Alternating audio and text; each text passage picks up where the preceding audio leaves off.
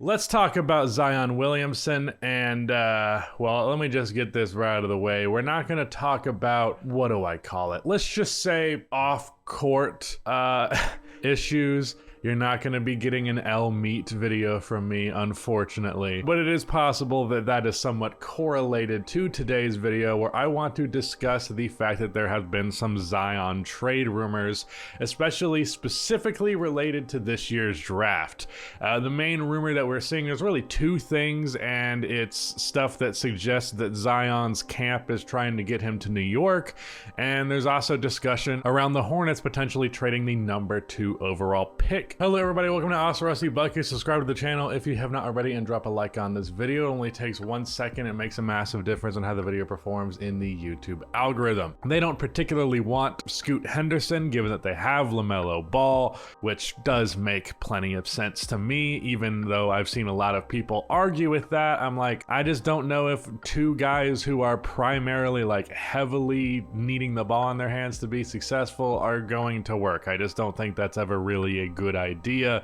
And from what I understand, Scoot Henderson's jump shot leaves room to be desired. Obviously, it's something that he can develop as his career goes along, but at least as of right now, maybe not someone who's the most effective off of the ball. LaMelo Ball, of course, can shoot, although he's weird with his shooting. Like, he shoots like 38% on high volume, but he'll also like airball 2 threes a game. A very weird thing with LaMelo there. But either way, technically a good shooter and can do that off ball and stuff, but of course you want LaMelo to have the ball in his hands to make plays for his teammates.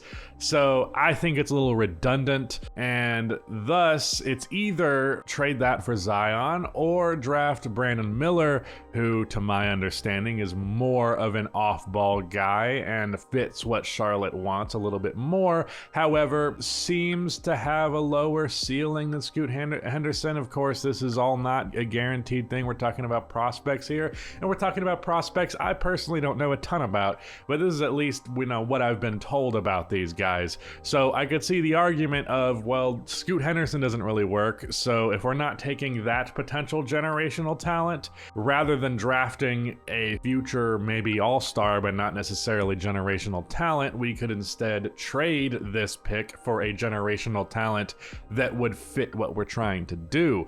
And you can certainly see the vision there if, of course, and this is what you always say with Zion, if of course Zion is healthy. If you get a healthy Zion Williamson paired with LaMelo Ball, obviously we saw how good Alonzo was with him. LaMelo is a better playmaker than Lonzo and a more capable scorer, shot creator in general. So I could see that duo being very good and winning pretty soon, so long as the players that surround them are good. I especially think like PJ Washington, because he's played a lot of center. When you play him with Zion, you know, he could be the floor spacer and still be a really good defensive guy. You know, that idea is there. There's Gordon Hayward still, Terry Rozier. They have guys who can space the floor and score the ball. And I imagine they would encompass this with a lot of other moves. Also worthy of mention, Michael Jordan just sold his majority stake in the franchise, so he's not going to be overseeing this stuff. Not exactly ideal timing for making potentially franchise deciding moves.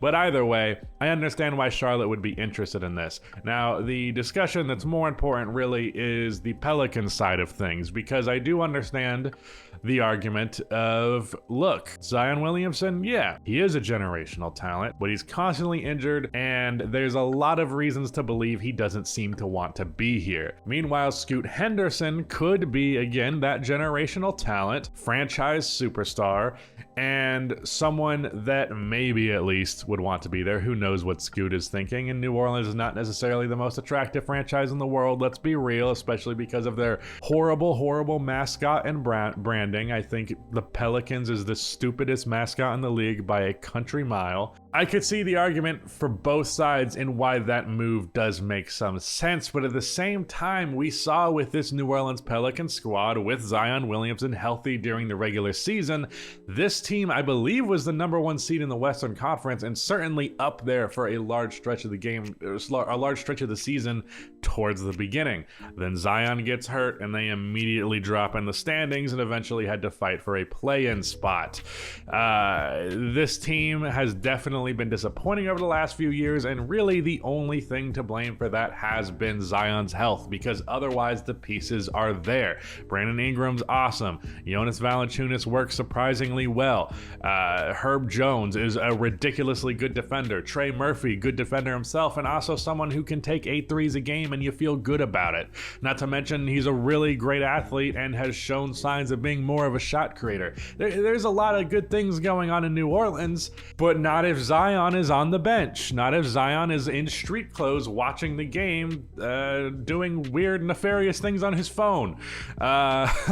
It's not ideal, to say the least. And then, of course, I guess we can quickly talk about the Knicks thing. I don't really know what that move looks like, and again, I think if I'm New Orleans, I would be much more inclined to that Charlotte deal, because you're getting Scoot Henderson in this scenario, because obviously the Spurs are taking Victor. I didn't really need to clarify that. But for New Orleans, I don't think RJ Barrett and a bunch of first-round picks, I'm not even sure. I mean, I guess you'd have to throw in Julius Randle too, because like Randle and Zion makes 0 sense together. Yeah, I just don't know how I feel about that. I just feel like if the Pelicans are going to trade Zion, something like the number 2 pick makes a lot more sense. And even someone who I previously mentioned, like Terry Rozier or PJ Washington, might actually be a part of that deal, just because it only makes sense that they would want a little bit more than the number 2 pick potentially, but I also don't think they would go super high on that. I don't know that he'd be able to get a future pick from Charlotte by any means,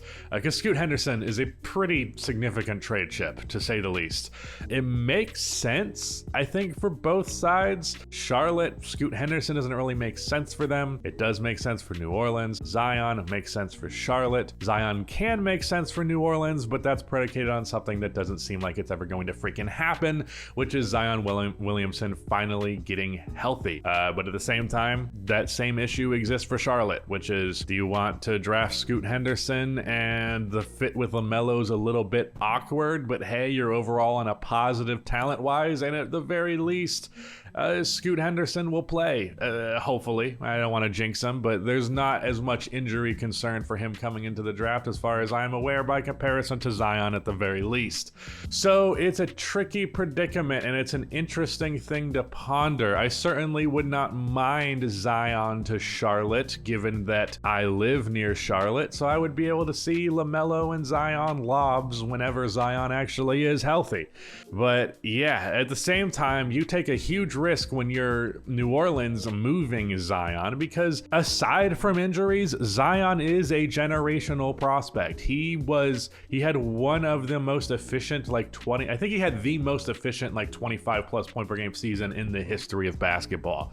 He is unstoppable offensively, even when he does not have his jumper. It's not nearly as limiting for him as you find it to be with a lot of other players who do not have a jumper, because he can just muscle his way through everybody. And he also has impeccable touch and is just really good at knowing how to get the exact amount of oomph on the shot that he takes around the basket to bank it in. Regardless of how much pressure he's under, he's just always under control. And that, combined with the fact that he can jump insanely high and is super freaking strong and is really, really fast, he's just unstoppable. So you worry, if you're New Orleans, if you trade Zion, the issue that I've been harping on this whole video, which is Zion's health, no longer is an issue. And then you traded this generational prospect 4 years into having him, 5 years into having him. No, I think it's 4 going on 5 now.